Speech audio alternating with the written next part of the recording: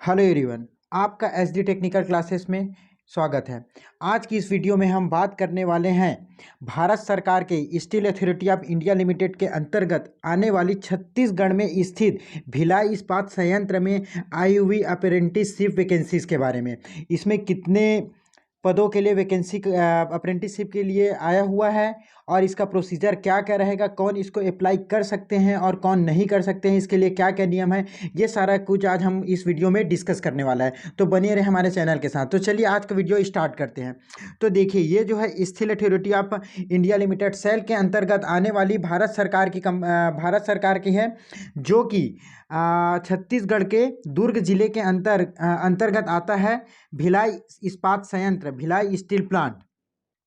तो इसमें जो है ट्रेड अप्रेंटिस के लिए प्रशिक्षण के लिए जो है वैकेंसी आई हुई है, जो कि 1 वर्ष का प्रशिक्षण रहता है। इसमें आईटीआई पास युवा जो है प्रशिक्षण करते हैं। देखिए, इसमें लिखा गया कि भिलाई इस्पात संयंत्र प्रबंधन द्वारा अप्रेंटिसशिप अधिनियम 1961-1973 के अंतर्गत मात्र प्रशिक्षण का अवसर प्रदान करने हेतु कुल 639 स्थान ट्रेड अप्रेंटिस प्रशिक्षण हेतु 1 वर्ष के लिए उपलब्ध कराया गया। ये किसी प्रकार नौकरी देने का दावा नहीं करता, ये केवल 1 वर्ष के लिए प्रशिक्षण हेतु आमंत्रित किया जाता है अप्रेंटिसशिप। तो इसमें लाइन से देखते हैं हम, आईटीआई के सभी ट्रेड, जितने भी मोस्टली ट्रेड होते हैं, उनके लिए जो है वैकेंसी आए हुए। बहुत ही अच्छी वैकेंसी है, इंडिया गवर्नमेंट की वैकेंसी है। आप इसको छोड़िएगा मत, ये वीडियो में लास्ट तक का बने रहिए। इसमें आपको पता चलेगा कि छत्तीसगढ़ स्टेट के लिए कितना महत्वपूर्ण होने वाला है और जिन्होंने सरकारी आईटीआई से आईटीआई कर रखा है उनके लिए वीडियो कितना महत्वपूर्ण होने वाला है या वैकेंसी कितना महत्वपूर्ण होने वाली है। तो चलिए देखते हैं। देखिए, इसमें जो है वेल्डर ट्रेड के लिए कुल नंबर ऑफ वैकेंसीज 110 है, जिसमें से ओबीसी के लिए 7 रिजर्व है, एससी के लिए 9, एसटी के लिए 24 और ईडब्ल्यूएस मतलब कि इकोनॉमिकल वीकर सेक्शन के लिए जो है 8 और अनरिजर्व के लिए 31 है। इसी प्रकार इलेक्ट्रीशियन के लिए भी वैसे ही दिखाया गया। ओबीसी के लिए 7, एससी के लिए 12, एसटी के लिए 29, ईडब्ल्यूएस के लिए 9, अनरिजर्व के लिए 37। इसी प्रकार फिटर के लिए भी ये 110 पोस्ट है, मशीनिस्ट के लिए 60, टर्नर के लिए 50, कोपा के लिए 60, कारपेंटर के लिए 12, डीजल मैकेनिक के लिए 10, आरएसी के लिए 10, मोटर व्हीकल के लिए 10 और मोल्डर के लिए 12। ये तो हमारे आईटीआई ट्रेड से रिलेटेड कुल 554 पोस्ट। और नीचे जो है मेडिकल लैब टेक्नीशियन के लिए जो है इसका भी 10 पोस्ट है। तो कुल मिलाकर इसमें अगर वैकेंसीज की बात की जाए तो कुल हमको 639 वैकेंसीज देखने को मिल जाती है यहाँ पे। ठीक है, तो अब बात करते हैं कि इसमें हम देखिए, अब इस आवेदन को करने की अंतिम तिथि क्या होगी। तो जो ये वैकेंसी आई हुई है, इसको ऑनलाइन जो है अप्लाई करने की अंतिम तिथि आपका 6 मार्च 2022 है। कितना? 6 मार्च 2022 तक आप इस आवेदन को अप्लाई कर सकेंगे। मतलब कि आज के दिनांक से 6 मार्च 2022 तक का। अगर इसके बाद आप ऑनलाइन करते हैं तो उन आवेदनों पर कोई विचार नहीं किया जाएगा, इसको जो है सीधा निरस्त कर दिया जाएगा। इसमें लिखा भी गया है कि देख ले, आवेदक यह सुनिश्चित करे कि उनका ऑनलाइन आवेदन विज्ञापन की अवधि में ही जमा हो। विज्ञापन अवधि पूर्ण अथवा बाद में जमा किए गए ऑनलाइन आवेदन पर विचार नहीं किया जाएगा। अब देखिए, यहाँ महत्वपूर्ण क्या, अगर किसी को भी इसमें अप्लाई करने में कोई भी दिक्कत होता है तो हमको जो है कमेंट करके पूछ सकता है, या इसके लिए जो भी लिंक होता है वो हम अपने डिस्क्रिप्शन बॉक्स में प्रोवाइड कर देंगे कि कहाँ से जाकर ऑनलाइन करना है और कैसे ऑनलाइन करना है। इसके लिए भी हम अलग से वीडियो बना देंगे। फिलहाल इस वीडियो में हम जो है इस जो वैकेंसी आई हुई है इसके बारे में पूरा क्या क्या शर्तें हैं, कौन अप्लाई कर सकता है, इसके बारे में पूरा जानेंगे। तो देखिए, यह अवसर जो है अप्रेंटिसशिप अधिनियम 1961 ऑब्लिक 1973 जो संशोधित किया गया था 1973 में के तहत केवल प्रशिक्षण हेतु दिया जा रहा है। भिलाई इस्पात संयंत्र प्रबंधन किसी भी प्रकार का रोजगार देने के लिए उत्तरदायी नहीं है। इसमें केवल 1 वर्ष के लिए आपको जो है प्रशिक्षण दिया जाएगा। अब इसमें बोला जा रहा है कि जो प्रदर्शित सीट की संख्या है वह जो है अस्थायी है, इसको जो है चेंज किया जा सकता है। ये जो है भिलाई स्टील प्लांट के ऊपर डिपेंड करता है। उसके बाद जो है अप्रेंटिस अधिनियम 1961-1973 के अनुसार उम्मीदवार ना ही पूर्व में प्रशिक्षण, इसमें बोला जा रहा है कि इसमें अप्रेंटिस करने के लिए आप ना ही पहले अप्रेंटिस किए हुए होना चाहिए और दूसरा ना ही अभी वर्तमान में किसी भी जगह से आप अप्रेंटिस करते हुए रहना चाहिए। मतलब कि अप्रेंटिसशिप पोर्टल में आपका किसी भी कंपनी के साथ कॉन्ट्रैक्ट नहीं होना चाहिए। आप फ्रेश कैंडिडेट होंगे तभी आप यहां से अप्रेंटिसशिप कर सकते हैं, ये पहली। और दूसरी बात, अगर आप इसमें अप्लाई करते हैं और अगर आपका सिलेक्शन हो जाता है तो आपको जो है भिलाई इस्पात संयंत्र किसी भी प्रकार का हॉस्टल छात्रावास जो है आपको नहीं देगा, आपको खुद के खर्चे पे जो है रहना और खाना होगा, ये जो बोला जा रहा है। और सातवां सबसे महत्वपूर्ण बात, ये जो है सातवां आपका सबसे महत्वपूर्ण बात जो है, इसमें जो है छत्तीसगढ़ राज्य के जो उम्मीदवारों को है जो है प्रथम प्राथमिकता दिया गया है। और ऐसा बोला जा रहा है कि अगर छत्तीसगढ़ में कैंडिडेट नहीं मिलते हैं, पूर्ण कैंडिडेट नहीं मिलते हैं, तब दूसरे राज्य के उम्मीदवारों को के आवेदनों पर जो है विचार किया जा सकता है। और मैं बता देना चाहूँगा कि इसको जो है अप्लाई करने के लिए किसी भी प्रकार का कोई शुल्क नहीं है, इसमें केवल जा कर के आपको रजिस्ट्रेशन करना होता है, ठीक है। और जो आपका नेक्स्ट होता है 8वें नंबर में बोला जा रहा है कि इसमें जो चयन प्रक्रिया, जो सिलेक्शन मेथड होगा, देखिए जो चयन, ये मेरिट के आधार, मतलब कि जो आपका आईटीआई में परसेंटेज है, ये इसी के आधार पर जो है मेरिट बनाया जाएगा। और इसमें जो है एक अभी आगे देखने को मिलेगा, जिन्होंने सरकारी आईटीआई से आईटीआई कर रखा है उनको जो है प्रथम प्राथमिकता दिया जाएगा। मतलब देखिए यहाँ पे अगर हम लोगों ने अगर गवर्नमेंट से आईटीआई किया है तो हमको बहुत ज़्यादा फायदा होने वाला है, क्योंकि यहाँ पे जो है सरकारी संस्था से जिन्होंने आईटीआई किया है उसको जो है प्रथम प्राथमिकता दिया जाएगा। तो इस मौके को छोड़िए मत, बिल्कुल इसमें आवेदन करिए। आपको पता ही होगा बहुत बड़ी कंपनी है भारत सरकार की। देखिए अब इसमें पात्रता क्या क्या होनी चाहिए, सबसे पहला वो शासकीय या निजी, मतलब अशासकीय औद्योगिक प्रशिक्षण संस्था से, एनसीवीटी से। यहाँ पे जो है ये इंपॉर्टेंट होने वाला है आपका जो है एनसीवीटी से। ये जो आईटीआई उत्तीर्ण होना चाहिए वो किससे होना चाहिए, एनसीवीटी से होना चाहिए। यहाँ पर एससीवीटी वाले लोग अप्लाई नहीं कर पाएंगे। तो देखिए एनसीवीटी से उत्तीर्ण उम्मीदवार आवेदन के पात्र होंगे।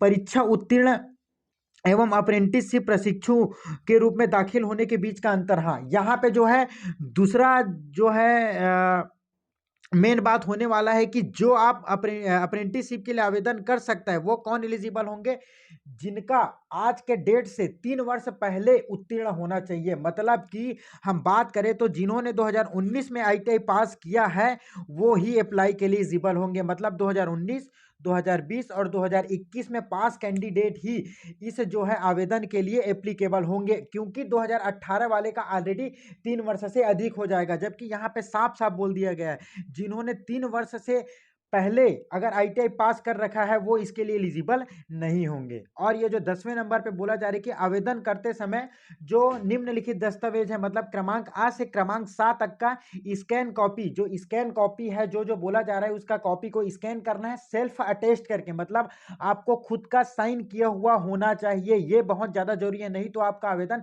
निरस्त भी किया जा सकता है, ठीक। उसके उसके बाद इसको पोर्टल पे अपलोड कर देना है। और पोर्टल का जो है यहाँ पे आपको दिखाया गया है वेबसाइट। अगर आपको यहाँ से नहीं देखना है तो हम आप इस वीडियो के डिस्क्रिप्शन बॉक्स में आपको लिंक जो है प्रोवाइड करा देंगे, आप वहाँ से जा करके डायरेक्ट ऑनलाइन कर सकते हैं। अगर ऑनलाइन करने पे किसी भी प्रकार का दिक्कत आता है तो आप हमको कमेंट करके पूछ सकते हैं, या इसके लिए एक अलग सी वीडियो जो है हम मेरे द्वारा बना दिया जाएगा। देखिए आपको क्या क्या स्कैन करने की जरूरत होगी। सबसे पहला फोटोग्राफ, उसके बाद जो है आपके आईटीआई का एनसीवीटी का सर्टिफिकेट, मतलब कि जिसको एनटीसी बोला जाता है, नेशनल ट्रेड सर्टिफिकेट, एवं कंसोलिडेटेड मार्कशीट, मतलब कि जो हमारा आईटीआई का ओवरऑल मार्कशीट रहता है उसको भी स्कैन करना होगा। और सभी में आपका सेल्फ अटेस्टेड साइन होना चाहिए। उसके बाद तथा 10वीं बोर्ड की अंक सूची, मतलब कि आपको 10th क्लास का सर्टिफिकेट को भी स्कैन करके रखना होगा। उसके बाद क्रमांक सा में दिया है ईडब्ल्यूएस, मतलब कि जो ईडब्ल्यूएस कोटा में जो है अप्लाई करना चाहते हैं उनके लिए जो है ईडब्ल्यूएस का सर्टिफिकेट होना चाहिए, जो कि केंद्र सरकार द्वारा निर्धारित की गई योग्यता, मतलब कि ईडब्ल्यूएस के लिए जो भी सेंट्रल गवर्नमेंट द्वारा निर्धारित रहती है उसको योग्यता एवं शर्तें लागू होगी, ये बोला जा रहा है। उसके बाद जो है अगर किसी ने मेडिकल लैब टेक्नीशियन के लिए अगर अप्लाई कर रहा है तो उसकी न्यूनतम योग्यता जो है 12वीं पास होगी, वो भी साइंस में, साइंस सब्जेक्ट में, मतलब कि विज्ञान विषय में, जिसमें आपको भौतिक विज्ञान, रसायन विज्ञान या जीव विज्ञान, मतलब कि ये बोल सकते हैं कि जिन्होंने बायो लेकर पढ़ा है वही केवल इसमें अप्लाई कर पाएंगे मेडिकल में, ठीक है, मेडिकल लैब टेक्नीशियन में। यदि किसी उम्मीदवार का मेडिकल लैब टेक्नीशियन में डिप्लोमा कोर्स पूर्ण किया गया है तो उसे प्राथमिकता दिया जाएगा। अगर आपने डिप्लोमा कर रखा है मेडिकल से तो आप लैब टेक्नीशियन से, तो आप इसमें अप्लाई कर सकते हैं। उसके बाद 11वें नंबर में दिया है कि दस्तावेज परिपत्रों की प्रत्यक्ष सत्यापन हेतु उम्मीदवार प्रशिक्षक, मतलब कि इसमें जो है डॉक्यूमेंट वेरिफिकेशन के लिए जब आपका सिलेक्शन हो जाएगा तो जो है आपको डॉक्यूमेंट वेरिफिकेशन के लिए किस तरीके से बुलाया जाएगा ये बताया गया है ये आपको। तो डॉक्यूमेंट सत्यापन के लिए आपको जो है जो शॉर्ट लिस्ट कैंडिडेट रहेंगे, है ना, उनको जो है उनके आवेदन पत्र में दिए गए, मतलब जो अब जब आप ऑनलाइन करोगे तो उस समय आप जो ईमेल आईडी या कॉन्टैक्ट नंबर दोगे उनके थ्रू ही आपको जो है कॉन्टैक्ट किया जाएगा। तो ईमेल आईडी और कॉन्टैक्ट नंबर बिल्कुल गलत ना डालिए, जिसके अनुसार उन्हें सभी दस्तावेज, परिपत्रों तथा मेडिकल फिटनेस, हाँ, यहाँ पे आपको जो है एक मेडिकल फिटनेस सर्टिफिकेट भी लगेगा, जो जो कि किसी भी सांस्कृतिक चिकित्सालय से चिकित्सक द्वारा प्रमाणित होगा, जो कि रजिस्टर्ड रहते हैं, है ना। सांस्कृतिक चिकित्सक का रजिस्ट्रेशन नंबर सील अंकित हो, मतलब जिसके पास सील होता है उसी चिकित्सक या उसी डॉक्टर से जो है, गवर्नमेंट डॉक्टर से हमें ये सर्टिफिकेट जो है बनवाना होगा, मेडिकल फिटनेस सर्टिफिकेट, है ना। और ऐसा बोला जा रहा है कि जो उसका रजिस्ट्रेशन नंबर होगा वो हाथ से लिखा हुआ नहीं होना चाहिए, वो जो है सील वाला होना चाहिए। उसके बाद जो है जाति प्रमाण पत्र, चाहे वो एसटी हो चाहे एससी हो या अन्य पिछड़ा वर्ग के लिए जो है छत्तीसगढ़ राज्य के द्वारा जारी किया हुआ होना चाहिए, जिसकी मूल प्रति एवं छाया प्रति एवं 6 पासपोर्ट साइज फोटो। मतलब देखिए, आपको डॉक्यूमेंट वेरिफिकेशन के लिए क्या क्या लेके जाना होगा। सबसे पहले आपको जो है मेडिकल सर्टिफिकेट, जो कि गवर्नमेंट डॉक्टर से होना चाहिए, रजिस्टर्ड डॉक्टर से होना चाहिए। उसके बाद है आपको जो है जाति प्रमाण पत्र लेके जाना है, जो कि एसटी एससी ओबीसी छत्तीसगढ़ राज्य के द्वारा होना चाहिए। इसका जो है आपको मूल प्रति, मतलब कि ओरिजिनल सर्टिफिकेट लेके जाना है, और साथ ही साथ आपको 6 पासपोर्ट साइज खुद का फोटो भी लेके जाना है, लेटेस्ट वाला, है ना। फोटो के साथ निर्धारित समय एवं स्थल पर उपस्थित, जैसे आपको कॉल लेटर आएगा या ईमेल या मोबाइल के नंबर के माध्यम से आपको जैसे कांटेक्ट किया जाएगा, तो उसमें जो है स्थान दे दिया जाएगा कि आपको कहाँ पर किस दिनांक पे उपस्थित होना है, तो आपको उस डेट पर उपस्थित होना अनिवार्य है, ये बोला जा रहा है ना। उसके बाद यहाँ नीचे बोला गया है कि ट्रेड अप्रेंटिस प्रशिक्षुओं की संलग्न हेतु वरीयता इस प्रकार होंगी, मतलब कि वार्यता मतलब उसको प्रेफरेंस किस प्रकार से देंगे, कि तो सबसे पहले जो है शासकीय प्रशिक्षण, मतलब कि जो गवर्नमेंट कॉलेजेस हैं एनसीवीटी के उम्मीदवार को पहला प्राथमिकता दिया जाएगा। उसके बाद जो है अशासकीय मतलब निजी प्रशिक्षण संस्थान है उसके एनसीवीटी के उम्मीदवार को दिया जाएगा। तो यहाँ पे जो है ये जो लिखा गया है आपका शासकीय प्रशिक्षण संस्थान, मतलब कि जिन्होंने गवर्नमेंट से आईटीआई कर रखा है उनको जो है बहुत ज़्यादा फायदा होने वाला है। तो जितने भी लोगों ने गवर्नमेंट से आईटीआई कर रखा है उन सभी जो है इस फॉर्म को जरूर फिल कीजिए। अगर कोई भी परेशानी आता है तो तो आप हमको पूछ सकते हैं। उसके बाद जो है अगर गवर्नमेंट जैसे 110 वैकेंसी आई हैं, 110 लोग उन लोगों को गवर्नमेंट से किए हुए नहीं मिलते हैं, तब वो फिर कहाँ चलेंगे, अशासकीय मतलब कि जिन्होंने निजी आईटीआई से कर रखा है वहाँ पे हम चलते हैं। उसके बाद जो है, लेकिन इसमें भी छत्तीसगढ़ का होना चाहिए। अब इन दोनों में जो है अगर छत्तीसगढ़ का नहीं मिलता है तब हम जो है अदर स्टेट की ओर जाएंगे। तो ये छत्तीसगढ़ वालों के लिए भी महत्वपूर्ण होने वाला है। अब देखिए नीचे जो चयन प्रक्रिया यहाँ पे साफ साफ बोला गया है कि वो मेरिट के आधार पर होंगी, है ना। मेरिट लिस्ट में पहले सभी शासकीय संस्थाओं के आवेदन को स्थान दिया जाएगा, मतलब जो मेरिट लिस्ट बनेगा उसमें सबसे पहले जितने शासकीय आईटीआई से जिन लोगों ने आवेदन किया होगा उनको जो है ऊपर रखा जाएगा। उसके बाद जो है निजी प्रशिक्षण संस्थान को जो है वरीयता दी जाएगी, ठीक है। उसके बाद नीचे लिया गया है कि ट्रेड अप्रेंटिस प्रशिक्षुओं को वृत्ति स्पेंड का निर्धारण श्रम रोजगार मंत्रालय द्वारा समय समय पर किया, और मतलब कि जो श्रम एवं रोजगार मंत्रालय द्वारा जो स्टिपेंड जो है तय किया गया है वो लगभग 7 या 8 हज़ार ऐसे कुछ होता है, वो आपको पर मंथ जो है दिया जाएगा, है ना।